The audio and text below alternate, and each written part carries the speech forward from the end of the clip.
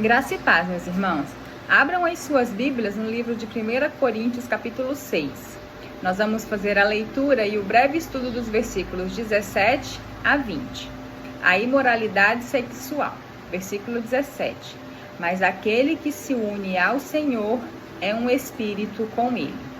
Fugir da impureza. Qualquer outro pecado que uma pessoa cometer é fora do corpo, mas aquele que pratica a imoralidade peca contra o próprio corpo.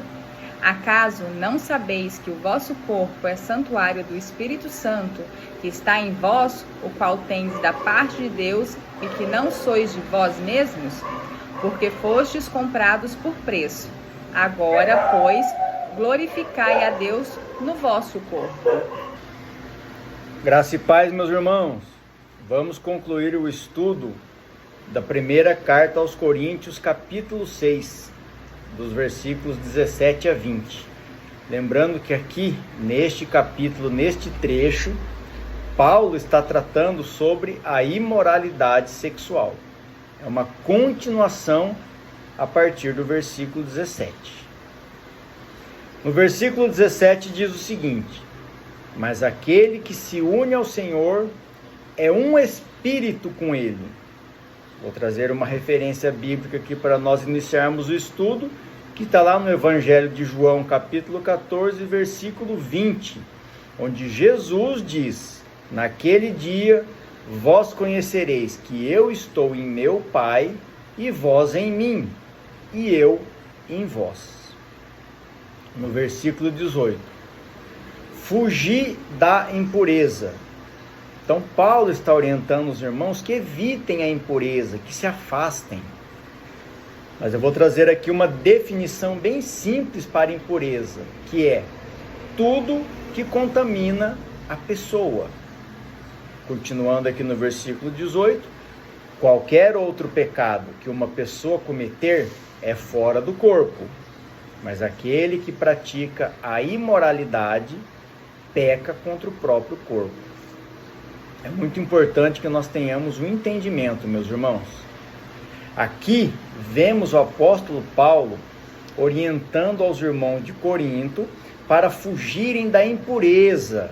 Lembrando que nesse contexto ele está tratando de imoralidade sexual e suas consequências na caminhada de fé do cristão. Paulo também cita que qualquer outro pecado é fora do corpo.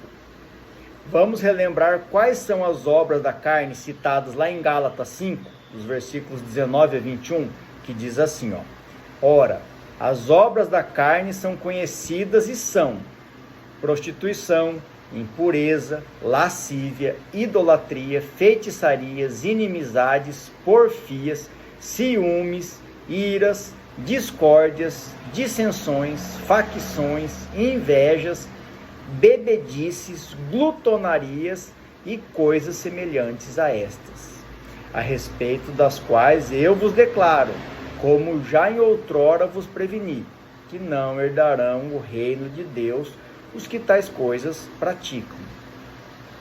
Observem, lembra que a gente falou que pecados praticados dentro do próprio corpo, no próprio corpo, prostituição, impureza, lascívia, idolatria, bebedices e glutonarias. Quando nós falamos de idolatria, ela tem um contexto e uma definição muito mais ampla do que simplesmente olharmos para estátuas feitas por mãos humanas.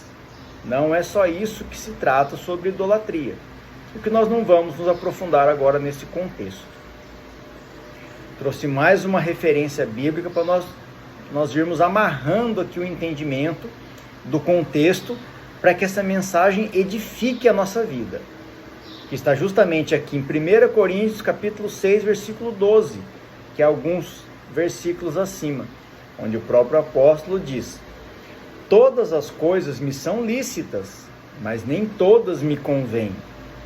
Todas as coisas me são lícitas, mas eu não me deixarei dominar por nenhuma delas. Então, qual é o entendimento que devemos ter desse versículo? A impureza é toda atitude que nos desvia do nosso objetivo de santificação. A relação sexual no casamento é vista como uma união sagrada e uma expressão de amor entre o marido e a mulher. Já a mesma relação sexual, quando praticada fora do casamento, é considerada como imoralidade sexual. Lembrando, meus irmãos, que aqui nós não estamos estudando a minha opinião, mas o que a Bíblia nos ensina. Então, tudo que eu trago aqui para vocês não é a minha opinião pessoal. Não é que eu estou contradizendo o que está escrito na Bíblia, que eu tenho uma opinião diferente, não. Eu estou dizendo que isso não saiu da minha cabeça. Isso tudo é o que está escrito na Bíblia. Versículo 19. Acaso não sabeis que o vosso corpo é santuário do Espírito Santo, que está em vós, o qual tendes da parte de Deus, e que não sois de vós mesmos? Convido aqui vocês a fazerem uma reflexão. Como você está cuidando do seu santuário?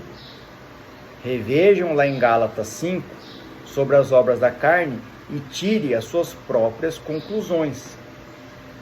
Muitas vezes nós ouvimos uma expressão bem comum no meio cristão, quando temos as nossas reuniões, estamos em comunhão com os irmãos, que diz: o crente não bebe, mas come. Será que comer, dependendo de como é feito, também não pode ser considerado uma impureza, um pecado? Quando nós olhamos para os irmãos que estão com excesso de peso, estão com vários problemas de saúde causados pela falta de atividade física, pela falta de uma alimentação equilibrada, regulada, será que isso também não seria uma corrupção contra o templo do Espírito Santo, que é o nosso corpo?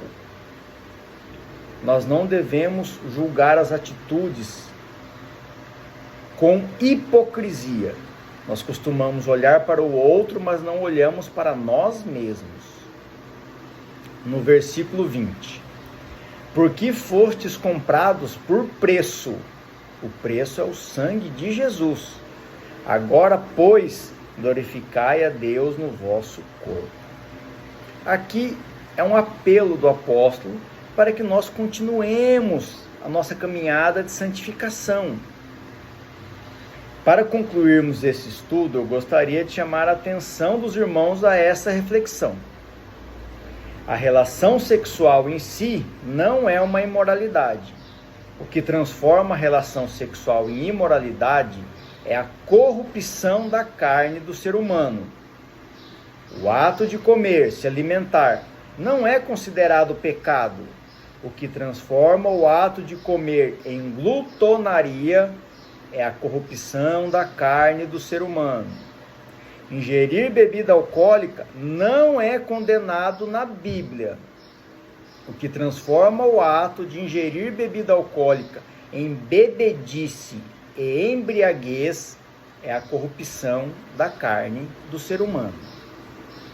Em uma certa ocasião, eu estava em um debate com outros cristãos acerca da prática de atividade física. Eles estavam dizendo que as academias são antros de perdição e que os cristãos não devem frequentar as academias. Obviamente, meus irmãos, nós não devemos generalizar. Isso é um julgamento hipócrita.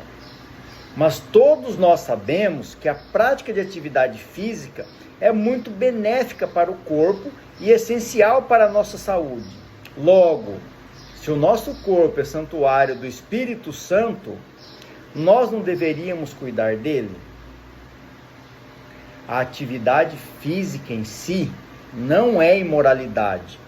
O que transforma a atividade física em pecado é a corrupção da carne do ser humano. Meus irmãos, nós devemos estar atentos aos ensinos da Bíblia. Não são ensinos isolados, todos fazem parte de um grande contexto que auxilia o cristão na sua caminhada. Nós estamos aqui para servir a Deus com o nosso corpo, com as nossas atitudes e com o nosso pensamento.